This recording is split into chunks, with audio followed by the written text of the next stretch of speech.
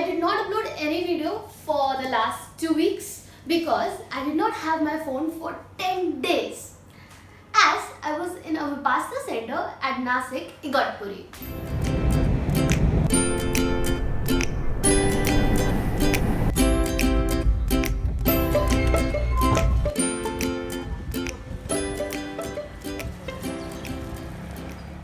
What is Vipassana? So basically, Vipassana is a 10 days meditation course where you have to follow 5 rules. Rule number 1. You have to submit your phone before entering the center.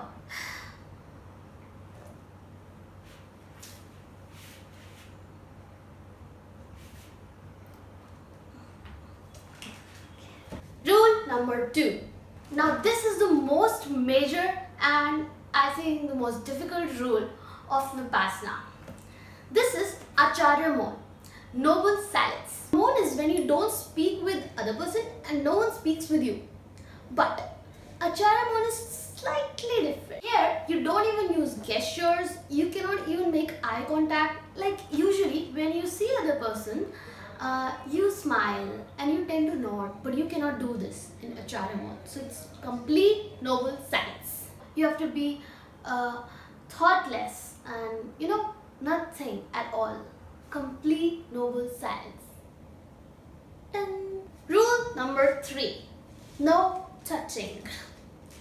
So while in queue, when you're like going for dinner, or there are no dinners actually, so when you're going for lunch, you cannot touch the other person or be touched.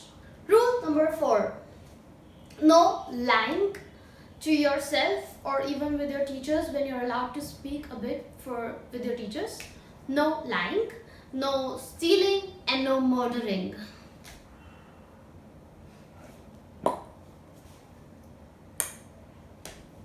You cannot. Rule number 5. You cannot bring outside food, outside reading material, or actually no reading material at all. They don't literally check your bags, but it's up to you because you volunteer to go there. So it's natural that you follow the rules. Or if you won't follow the rules, you won't get the proper benefit. Now many people ask me, what is the timetable? Do they give you proper food? And when do they give you food? So the timetable. You wake up at 4:30 a.m.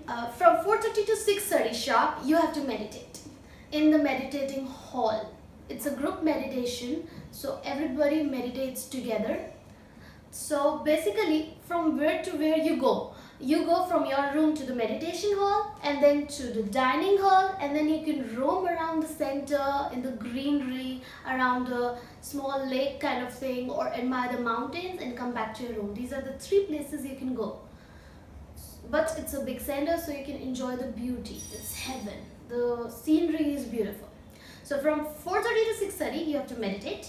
From 6:30 to 8 o'clock you have a free window, so you can do your daily routines like bathing and stuff like that, and eat. Of course, from 6:30 to I think 7 o'clock you will be eating, and then from 7 o'clock to 8 o'clock you will be doing your daily routines. From 8 o'clock to 11 o'clock straight you meditate, but like in between you can always go for washroom break or something like that. But you have to come back soon because servers, they take care that nobody just runs to their room and sleep. So they are always on alert that you are meditating. They're very strict because people do tend to laze around and they don't feel like, but it's for your own good that they're strict, because if they won't be strict, people won't do it. Okay, after 6:30, the next meal that you get is at 11 a.m. and this is technically the last meal of the day, last heavy meal you can say. This is your lunch. So in this you get chapatis, rice, 2 or 3 vegetables, and sometimes you get curd. From 11 o'clock to 1 o'clock you have total free time. So in that time I used to sit in front of a very beautiful mountain that I'm going to show you after this, and admire the mountain. It was beautiful. Or like admire the squirrels and the nature, or maybe sleep sometimes because we used to get tired a lot. And then from 1 o'clock to 5 o'clock straight, you meditate again. At 5 o'clock, 5 p.m., you get, if you're a new student, then you get milk, tea, bananas, and a little salted mixture. And for all students, they just give you lemon water, which is very difficult because after 11 o'clock, you're actually looking forward for some good meal and you just get lemon water. I don't know how do they survive. After your snack time, 5 o'clock to 6 o'clock, you meditate from 6 to 7, but from 7 to 9 o'clock, you don't meditate. There's a teacher, Goenka. So, Goenka ji, he gives a lecture about Vipassana and how to correctly follow these practices and also bring these practices to life, and gives very nice thoughtful teachings about meditation and even some things about religion and how to correctly follow them. So on the first day I didn't really feel comfortable about someone giving me these lectures, or I thought that I'm going in another religion or another dharma, but it's nothing like that. It's just the basic teachings and I think everyone should know them. When you apply for Vipassana, you fill up a form, and in form they ask you about your health condition, medical condition. So they will call you on the first day and ask you when do you need the meal, or when do you take those medications, or are you a diabetic person. So they themselves ask you and provide you whatever you need. They won't kill you or torture you, don't worry about that. On the last day, they gave me phone for like 5 hours. I had my phone, so I could record the Vipassana center for you guys, which is heaven. The place is so beautiful, guys. So I'm gonna show you a little tour of the Vipassana center, Igatpuri now.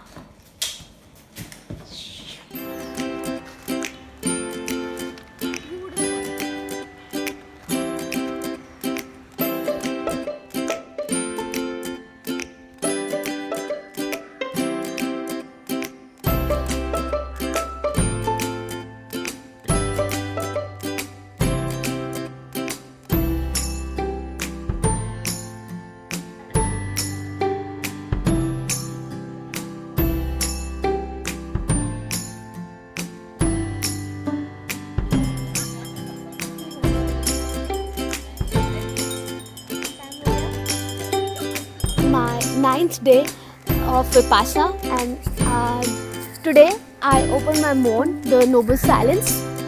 Hi guys, I am back from Vipassana and I'm alive. Yes, this is my Vipassana center. Here it can rain anytime, so you have to carry your umbrella every time with you. It's like your phone now. Like your phone has been replaced by an umbrella and you have to carry it all the time. So it can rain anytime and it can stop raining anytime.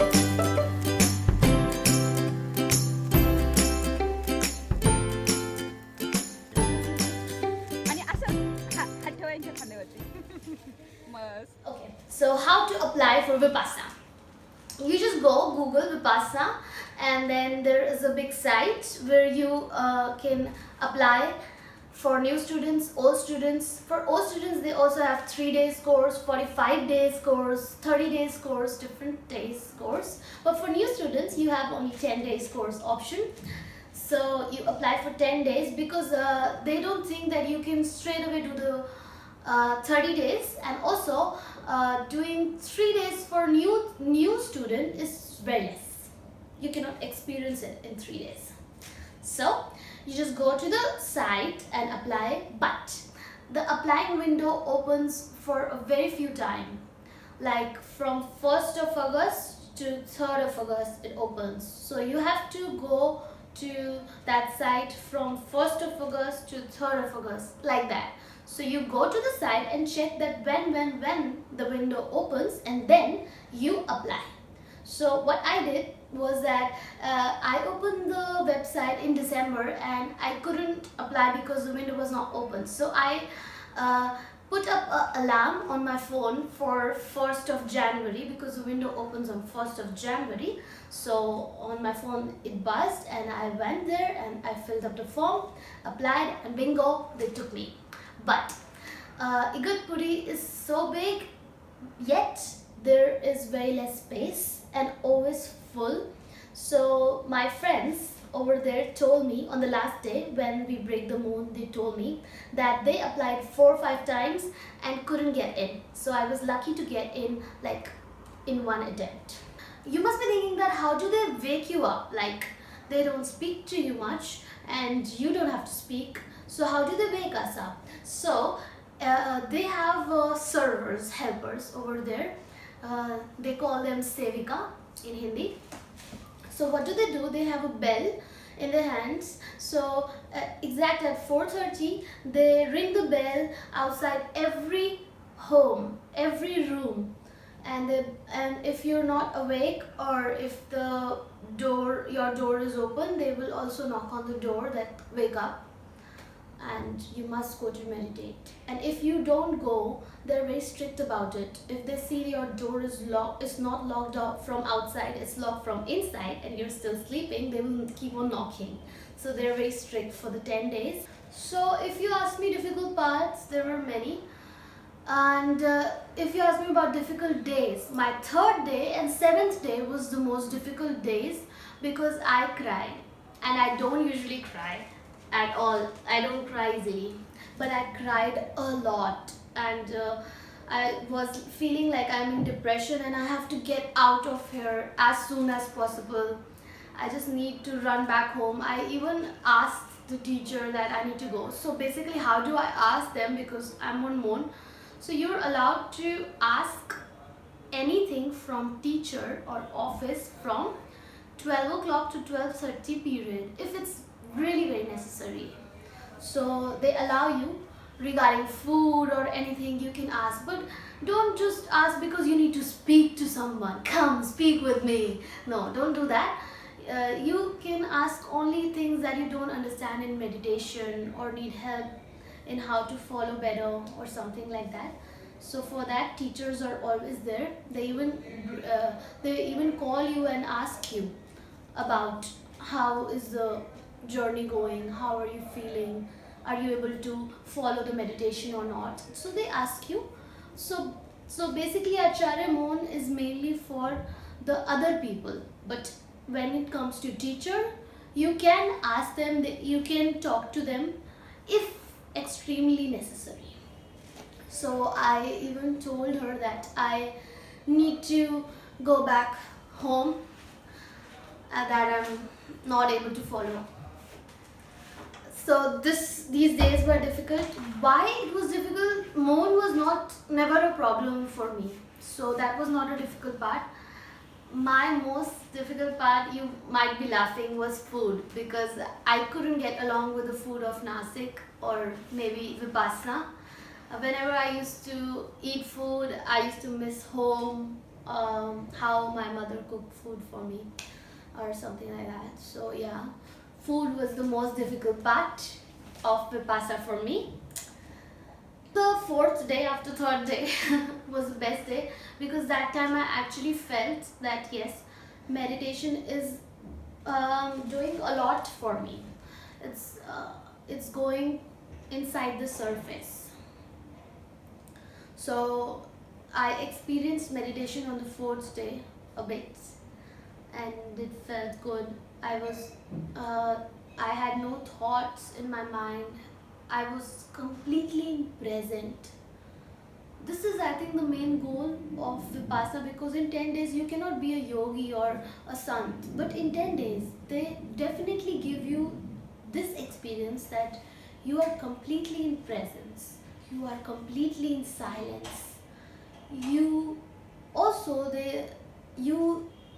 learn the proper technique of meditation, because they give you guided meditation. So that those things you have learned, now you have to practice for your entire life. So they actually teach you a way of doing it, and rest you need to practice. Day Vipassana ended and I crossed the door, the main door of Vipassana Center. I was feeling bliss that, oh my god, hello world. It's like I'm out from a rehab center or something like that, because I was missing the world a lot.